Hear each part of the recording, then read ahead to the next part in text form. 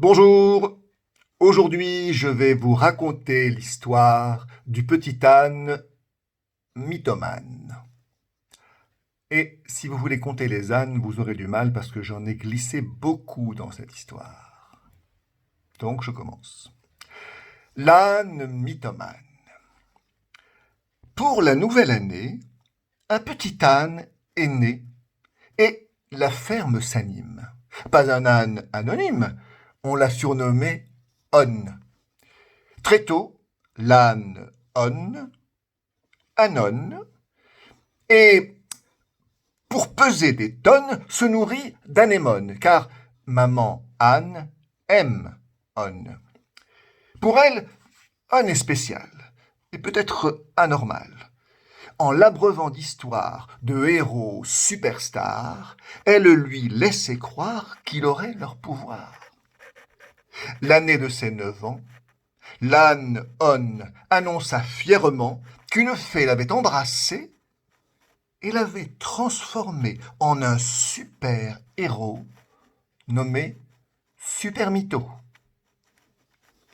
Depuis, il est intarissable, un conteur intenable. Parfois c'est Spider-Man, d'autres fois c'est Bat-Anne.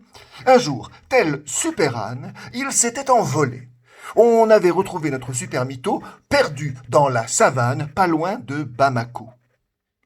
Joindre l'âne au Mali, voilà l'anomalie. En fait, on l'a compris, notre âne est mythomane. Il joue la comédie bien mieux que Paul Newman et a tourné jadis dans un film de Bergman. Comme tout mythomane, il aime bien les mythes. C'est donc un âne à mythe, sans avoir jamais mis un seul pied au Vietnam. Il se veut mélomane. Il écoute Schumann autant que Bob Dylan, ça donne la banane. Grâce à un fort organe, il prétendait chanter les chansons de Goldman dans les karaokés. Pour ça, c'est sûr, l'âne On n'est jamais aphone. Mais son ami la mythe était antisémite. Et tous ces noms en Anne, ça lui tapait sur le crâne. Elle avait la manie de lui gâcher la nuit en sifflant en canon sur toutes ses chansons. Bilan donc mitigé de cette intimité entre ce mythomane et cette mythosane. Car si la mitraille ainsi qu'une canaille, leur amitié déraille.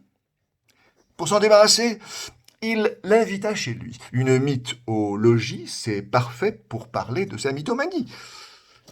Satanique, l'âne On, dans son four, lui mitonne un canard à l'avoine.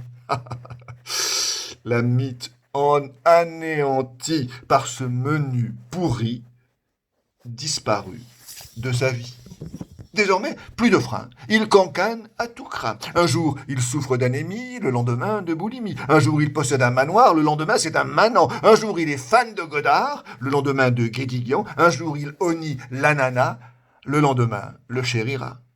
Pour le foot, il se dit aussi bon que Zidane. Les autres ânes rient fort de cette ânerie. On a pensé à le soigner. Une thérapeutique auprès d'un analyste. Il a dressé la liste de ce qui le panique. Cela n'y a rien fait. Tenace, il a nié toute difficulté et terminé son analyse sans une crise.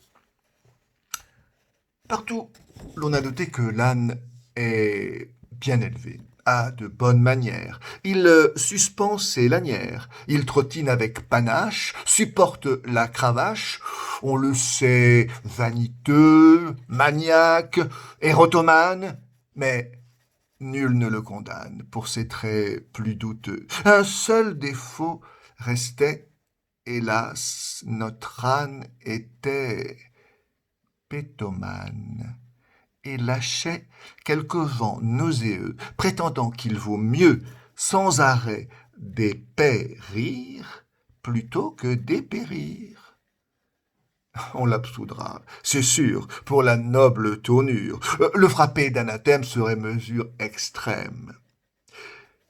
Aujourd'hui, que l'âne on a quitté l'hexagone, on invoque ses mânes, on regrette ses vannes, et cet animal, pas banal, qui restera dans les annales.